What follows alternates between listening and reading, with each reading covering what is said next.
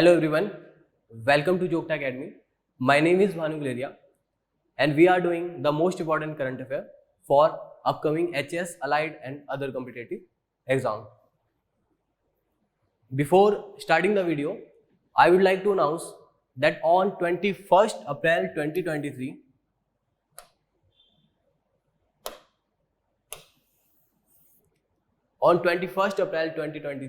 we are launching a new fresh batch for HS 2024. Okay. For more information, you can contact us on this number. Okay. So let's start the video. The first question is, consider the following statement regarding Geological Survey of India. First statement is, Geological Survey of India declares geo-heritage sites national geological monuments for protection and maintenance. Second statement is, Geological Survey of India function under Ministry of Culture. Third statement, the Geological Survey of India have the power to acquire geo-relics for its preservations and maintenance. Which of the above statement is are correct? Option A, 1 only. Option B, 1 and 3. Option C, 2 and 3. Option D, 1, 2 and 3. अगर हम second statement की बात करें, the geological survey of India does not come under the Ministry of Culture, but it comes under the Ministry of Mines. Okay. Second statement is incorrect. Then the answer is B. 1 and 3 statement is correct. B is the correct answer. Geological Survey of India की अगर हम बात करें तो it comes under the Ministry of Mines. Okay.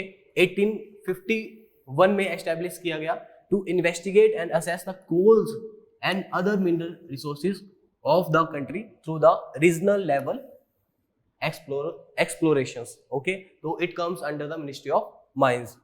Second question, the Black Sea Grain Initiative recently seen in news is backed by option A, European Union, option B, Organization for Economic Cooperation and Development, option C, United Nations, option D, United States. So option C is the right answer. Black Sea Grain Initiative is backed by United Nations. Okay. अब Black Sea Grain Initiative के बारे में देखें, it has enabled grains to be exported from the Ukraine's Black Sea port. Okay. Russia और Ukraine war के time इसमें ये conflict चला है कि यूक्रेन के ब्लैक सी पोर्ट से जो ग्रेन्स हैं ये एक्सपोर्ट किए जाएंगे या नहीं, तो यूनाइटेड नेशन इनकी सपोर्ट कर रहे हैं और रशिया इसका अपोज कर रहे हैं. Okay. Third question, consider the following statement, any change in the repo rate impact the interest rate for borrowers. Second statement, the marginal cost for fund based landing rates is the minimum interest rate below which bank can't lend. Okay. MCLR की बात कर रहे हैं. Third statement, under the marginal cost of fund-based lending rates regime, banks decided on the interest rate at which they will offer to the borrowers on the basis of marginal cost at which they get funds and borrowing from the RBI. Which of the above statement is are correct? Option A, 1 and 2. Option B, 1 and 3. Option C, 2 and 3. Option D, 1, 2 and 3. So all statements are correct. Option D is the right answer. MCLR की बात करें तो minimum interest rate है और 2016 में ये introduce करा गया है. Okay. Bank calculates all operating cost as a percentage of marginal cost of fund for computing MCLR. तो MCLR क्या है? Minimum interest rate below which banks can't lend. Okay. Next question है, Lavani is a traditional folk art form popular in option A, Ladakh, option B, Kerala, option C, West Bengal, option D, Maharashtra. तो Lavani जो traditional folk art है that is related with Maharashtra. Option D is the right answer. Lavani की बात करें, the Lavani words comes from Lavania that is beauty. और ये किस state से रिलेटेड है? महाराष्ट्र से रिलेटेड है. ओके. फिफ्थ क्वेश्चन है, consider the following statement regarding special marriage act 1954। पहले तो हमारी ये जो डेट है ये इंपॉर्टेंट हो जाती है कि 1954 में कौन सा एक्ट आया, special marriage act. Okay, first statement is the special marriage act 1954 enables marriage between intercaste couples where it requires either spouse to convert the religion of the other before marriage. Second statement, the applicability of the act extends to the people of all faiths including Hindus, Muslims, Sikh, Christians, Jains, Buddhists across India. Third statement is the minimum age to get married under the Special Marriage Act 1954 is same as mentioned in the Prohibition of Child Marriage Act 2006. Which of the above statement is are correct? इसमें अगर बात करें second और third statement is correct but first statement is incorrect. अब incorrect क्यों है? क्योंकि ये फोर्स नहीं करते कन्वर्ट रिलीजन करने के लिए, इंटरकास्ट या इंटर रिलीजन मैरिज के लिए। Then the correct answer will be option B. Sixth question, Kessler syndrome sometimes seen in news is associated with option A black holes, option B space junk, option C meteor shower, option D gravitational lensing। तो Kessler syndromes is related with space junk, option B is the right answer। okay, अब space debris causing a big problems for satellite astronauts and mission planners। okay, तो next question है, consider the following statement regarding MIIRA scheme recently seen in news। option A, statement 1, it is the global initiative proposed by India। option statement 2, it will be aimed at coordinating millet research program at the international level। statement 3, the United Nations has declared 2023 as the International Year of Millets, the proposal for which was moved by India। Which of the above statement is are correct? All the three statements are correct, option D is the right answer। okay, इसकी अगर full form देखें, millet international initiative for research and awareness, और it aim to connect millet research organisation across the world while also supporting research on these crops। okay, eighth question, when is the National Science Day celebrated every year?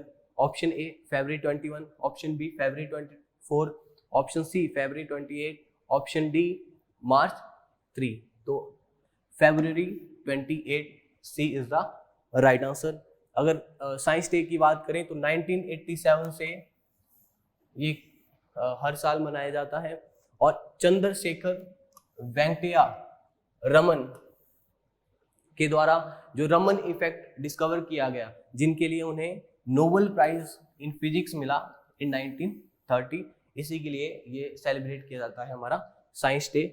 Next question की बात करें, Vaibhav fellowship scheme which was seen launched recently is associated with which field? option A sports, option B research, option C MSME, option D finance। तो वैभव जो fellowship scheme है वो हमारी research से या रिसर्च से रिलेटेड है। On the occasion of national science day the national government launched Vaibhav fellowship scheme for the Indian diaspora abroad. Okay, it aims to improve the research capability of India's higher education institution। It will facilitate academic and research collaboration between Indian higher education institution and the top performing institution from across the world। okay, 10th question है, S-400 trimmed missile system is developed by which country? option A USA, option B Russia, option C Israel, option D France। तो trim जो missile system है that is related with Russia, option B is the right answer। S-300 का upgrade जो system है ये है S आपका 400 trimmed missile, और surface to air missile system है। Very very important point for exam perspective, surface to air missile system. 11th question, Gurudongmar Lake which was seen in the news is located in which city और UT? Option A Sikkim, option B Assam, option C West Bengal, option D Maharashtra. तो option A Sikkim में ये situated है, Guru Dongmar lake. Okay, next question है विच organization release the women business and the law index? Option A World Bank, option B World Economic Forum, option C International Monetary Fund, option D Asian Development Bank. तो World Bank के द्वारा ये आपकी release करी गई है women business and law index report. Okay,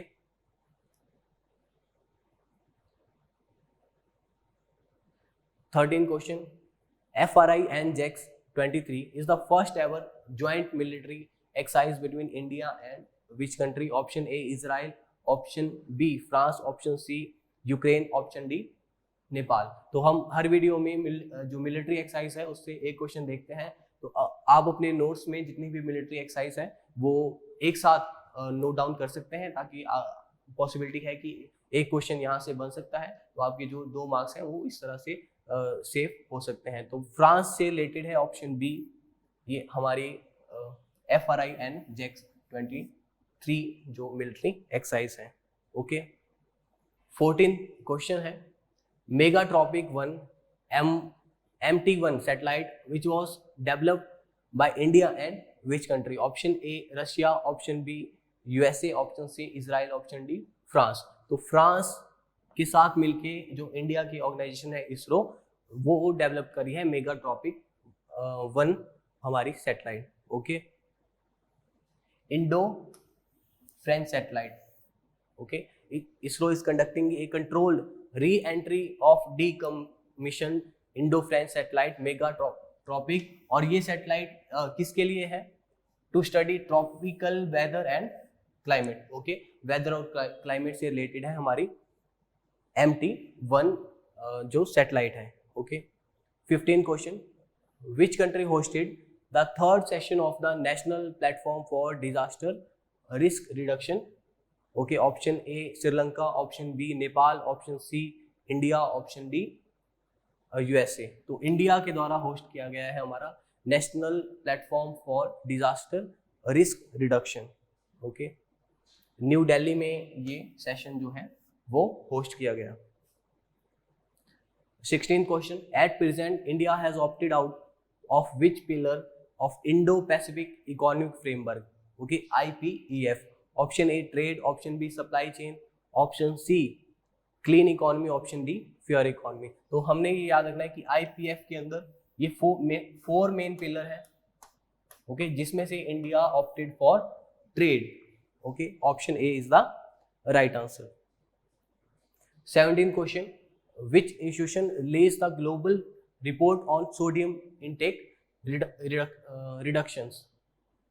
17 questions, which institution released the global report on sodium intake reduction? Option A WHO, option B UNICEF, option C NITI Aayog, option D world bank. तो world health organisation के द्वारा sodium intake reductions पे report लाई गई, जिसमें कहा गया कि 2015 तक WHO के द्वारा इस तरह की पॉलिसी रिकमेंड की जाएगी that can prevent 20 million death by 2015 and 7 million death by 2030। Dietary sodium intake पे ये रिपोर्ट्स है, और कार्डियोवैस्कुलर डिजीज पे क्या इम्पैक्ट रहता है सोडियम इनटेक का, इस रिपोर्ट में WHO के द्वारा बताया गया है। 18 question, India adopted the Biratnagar declarations along with which country? Option A Bangladesh, option B Nepal, option C France, option D Japan. तो नेपाल के साथ ये हमारी भीरतनगर डिक्लेरेशंस इंडिया के द्वारा अडॉप्ट करी गई। Okay, the India Nepal literature festival was jointly organised by Biratnagar metropolitan city. Okay, it included with the adoption of 10 point Bhiratnagar declarations, okay, highlighting the mutual promotion of literature between Nepal and India. Okay, literature के ऊपर ये हमारी mainly focus है declarations। 19th question, Russia unveiled a broad long term blueprint for deepening relation with which country? Option A Russia, option A India, option B China, option C USA, option D Italy. तो Russia China के हम relations देखते हैं और इन्होंने अभी एक broad long term blueprint launch करा है अपने रिलेशंस को डीपन करने के लिए। B is the right answer. For their deepening relations following Chinese president Xi Jinping visit. In the joint statement, both sides firmly condemn the politicizations of multilateral platforms. किस तरह से मल्टीलेटरल प्लेटफॉर्म में USA की डोमिनेशंस है उसके against Russia और China अपने जो रिलेशंस है उनको डीपन कर रहे हैं। IMF approved around $3 billion bailout plan for which country? Option A Sri Lanka, option B Vietnam, option C Afghanistan, option D Iran. तो IMF के द्वारा श्रीलंका के लिए अप्रूव करे गए हैं। जिस तरह से श्रीलंका में इकोनॉमिक क्राइसिस चली है उसके लिए 3 बिलियन बेल आउट जो प्लान है वो IMF के द्वारा लाया गया है। Option A is the right answer. Okay, इस तरह से हमारे जो 20 क्वेश्चन है वो कंप्लीट हो चुके हैं। Thank you for watching the video. Have a nice day.